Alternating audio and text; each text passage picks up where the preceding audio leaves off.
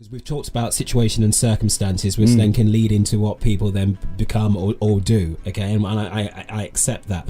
But if you, as you were saying about Middle England, essentially, unless Middle England is signing up to some of this, the change that needs to really take place because it affects us in our day to day, and that's through policies, that's through institutions. Unless Middle England, which represents a dominant ideology, no matter what you think, unless they're on board, and something that Nelson Mandela completely understood when negotiating the freedom of South Africans and getting that one man one vote, completely understood that if we separate the Afrikaners from the whole conversation and it just becomes about the black people, we will never coexist. Definitely. Okay? And there will be no change, no real change institutionally. What I'm saying is that to me, I respect Nelson Mandela to the utmost, and all the things that he achieved.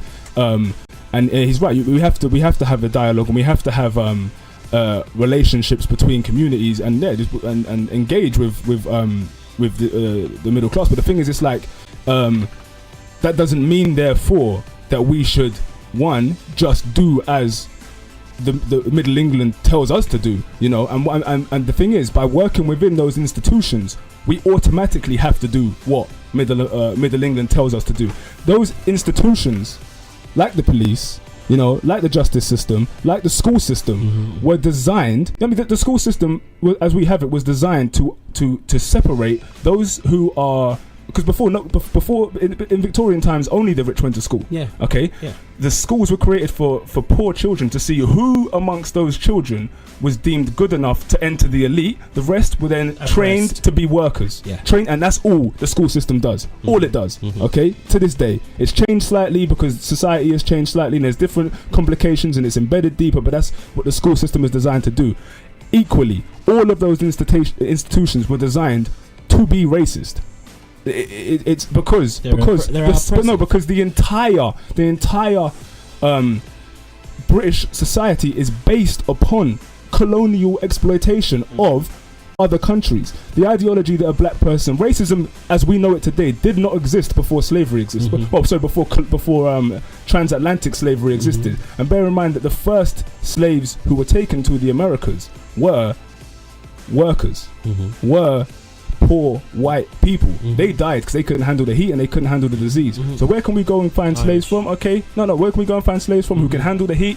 We can't enslave the indigenous because we've killed a load of them, and because they know the land better than us. If we take some Africans over there, that'll work. And then in order to justify it, the Bible was used, all other kinds of tactics were used. So again, religion, as one of these institutions that is used to oppress us, was used to justify using black people as slaves. And in over 400, nearly 500 years, this ideology is created that as from the basis of society as we know it today, and all these institutions, that black people are therefore inferior.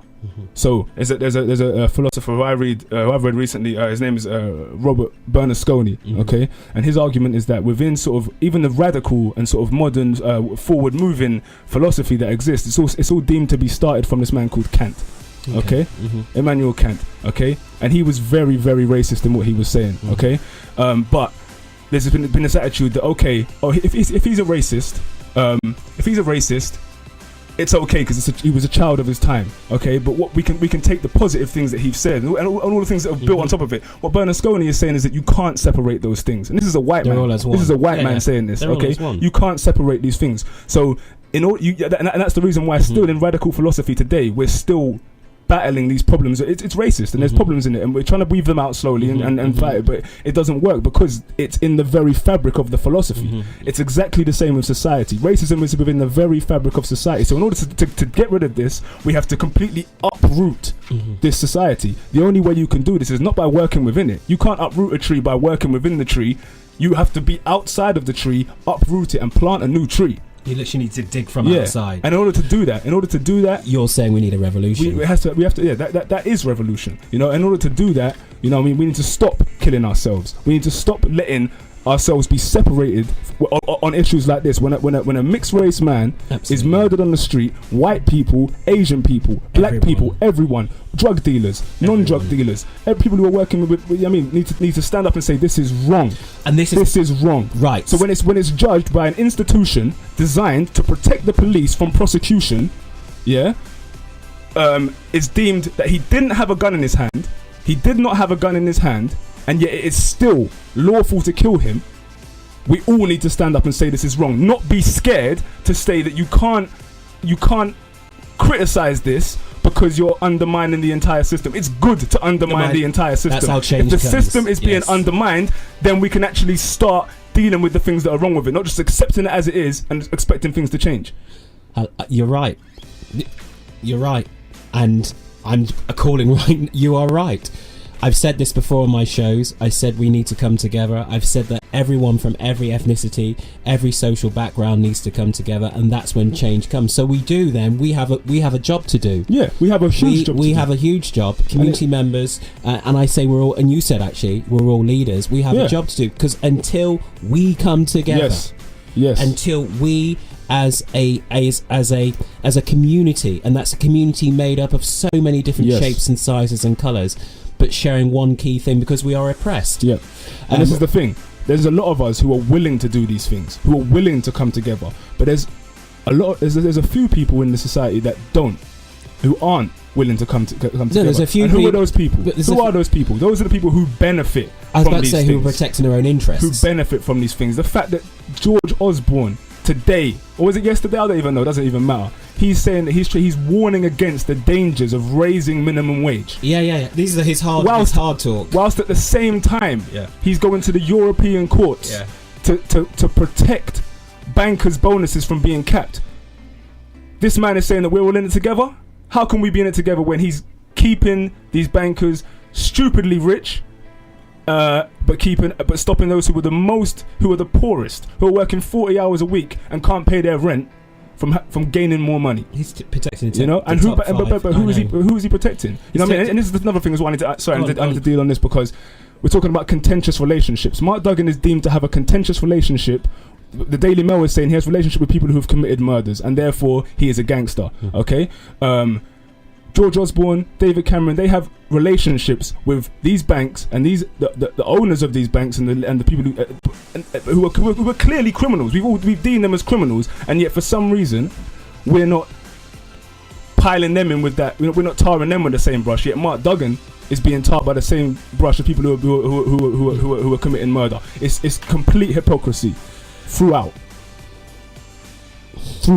You know. Do you know what? We've only got 5 minutes left. And there's so much more to deal with. We've only got 5 minutes left. Let me just say one thing. Go on. I'll end on this point. Yeah, is that I'll take it to the thing that happened in Woolwich. Go on. Okay. Lee Rigby. Go on. When the police came to take out the two men who killed him, these marksmen managed to keep both of those men alive. Yeah. They were running at them with machetes and guns, and they kept both of them alive because they had to see them face trial. If they were killed, they got their wish. Okay. Yeah, they wanted to make them martyrs. That's why. You know what I mean? If they were killed, they would have been martyrs. Okay. Yet Mark Duggan standing outside of a cab, hands in the air, no weapon. Okay. They don't have the skill to keep him alive. How does that make sense? Okay, you can say, okay, it's all in a split second, but there's a huge disparity there, because it wasn't a political case, and the thing is, it became a political case because of the uprising that happened afterwards. Okay, and then why then has it taken 2.5 years to come to this decision that it was, you know what I mean, that he didn't have a gun, and that it was a so-called lawful killing?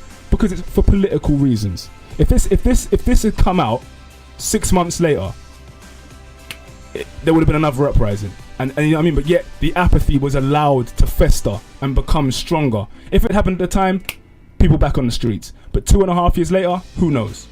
You know. And the thing is as well, they set up 24-hour courts to put people away who were involved in those riots and in those uprisings, and yet it's taken 2.5 years to lay out this evidence for this murder, this assassination. Let's call it what it is.